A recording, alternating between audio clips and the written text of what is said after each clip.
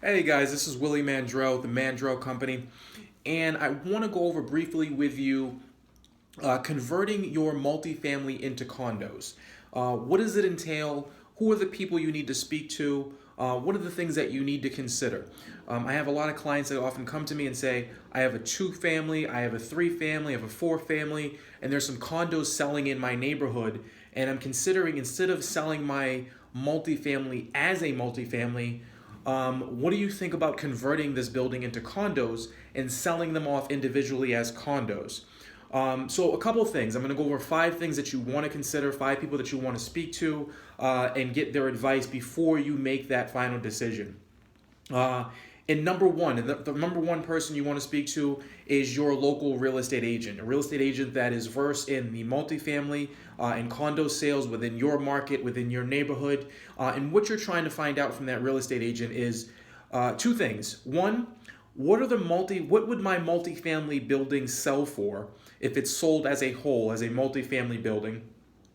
Um, and then the second number is if I break this into two units or three units, what are those individual condos going to sell for? That seems pretty elementary, pretty straightforward. Of course, you want to know that. But in addition to that, what are the things that need to be done to these condos? What are the quality of the finishes within these condos that are required for the sale? So again, if I'm renting, if I right now I live in unit one and I'm renting units two and units three, and I have laminate flooring and Formica countertops and Home Depot cabinets, is that okay for this neighborhood? Is it a requirement for me to upgrade now to granite, to hardwood flooring, to stainless steel if I'm going to convert these into condos? What is the quality of the finishes needed for me to actually put a finished product on the market and actually have them sell? So once you get those two comparisons, let's throw some numbers out there, and let's say we're in the let's say a Cambridge market, and I can sell my multifamily for let's say it's a three family, and I can sell my multifamily for let's say $1 million, and I'm looking at the condos in the same neighborhood, and the condos are selling for let's say um, 600 a piece. So that's a pretty good spread. You have $1 million as a condo, as a multifamily. You have almost $1.8 million in sales as a condo conversion. Most people would say pretty straightforward. There's a couple other considerations that you have though. Next, what I would do is I would talk to my general contractor. There's a couple different ways. I'm going to give you the five people that you should speak to. I don't know if there's the real estate agent, I would say, is always first, and then you can toggle through the next four. But I would probably bring in my general contractor next and say, I've spoken to my real estate agent and I'm considering going the condo route. Here are the things that I want to do based on what my real estate agent is telling me. I need to probably gut this kitchen, and we're going to go new flooring, new hardwood. We're going to bring in stainless steel appliances. I want new plumbing. I'm probably going to change out a couple furnaces in the basement. I'm going to separate these into different utilities for each unit. So based on those things, what is this? What is the budget gonna? What is that? What is that full renovation budget going to run me? Have your contractor come in, give them the specs, and then have them give you a proposal, a contractor proposal, so you know exactly what you're getting yourself into. The reason you want to do that is because, again, there's an $800,000 spread between selling it as a multifamily and selling it as condos. But if you come in and your contractor says it's going to cost you about $500,000 to convert these into condos, is there still an 800? Now there's only a $300,000 spread. The other things that you want to consider: $300,000 spread, still a lot of money. But again, there are realtor fees. There are three realtor fees because you'd be selling three condos.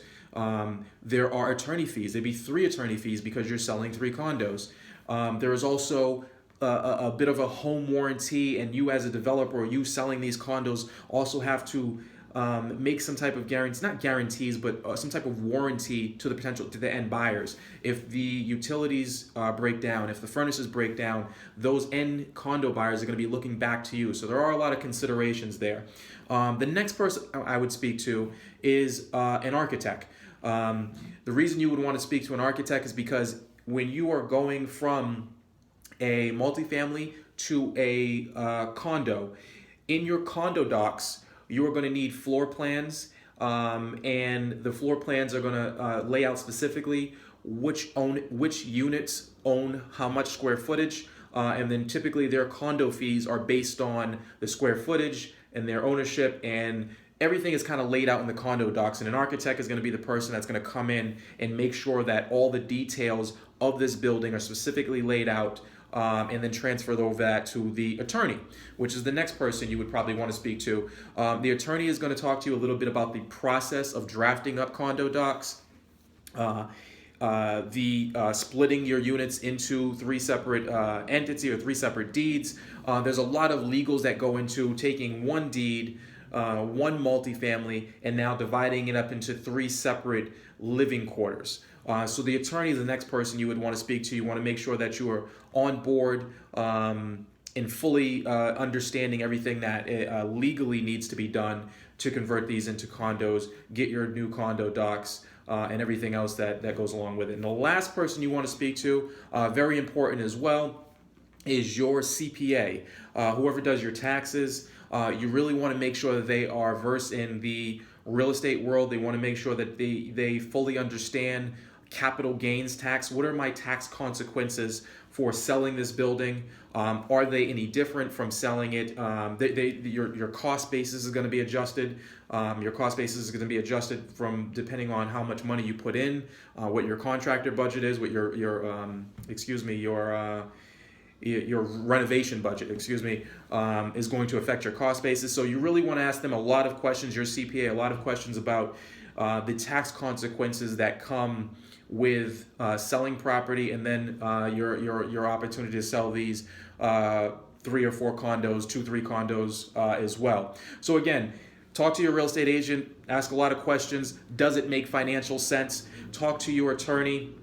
What are the legal ramifications? Talk to your CPA. What are the tax ramifications? Talk to your general contractor. What is this going to cost me to get this to a market-ready condo? And then last but not least, talk to your architect about getting your floor plans ready so you can actually present them to your attorney to be included in the condo docs. And again, your realtor would actually probably want to see those floor plans as well, because they would actually help the sale of the potential building as well. So again, Willie Mandrell Company, 5 people that you want to speak to before you consider or while you're considering changing your multifamily into a condo. If I can be of any help, please reach out, mandrellco.com, MANDRELLCO.com, or you can reach us at 617-297-8641.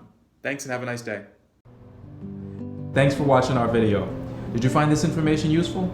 If so, please remember to like the video and also subscribe to our channel for more useful information. I would also encourage you to share this video with your friends and family. Thanks again, and we'll talk to you soon.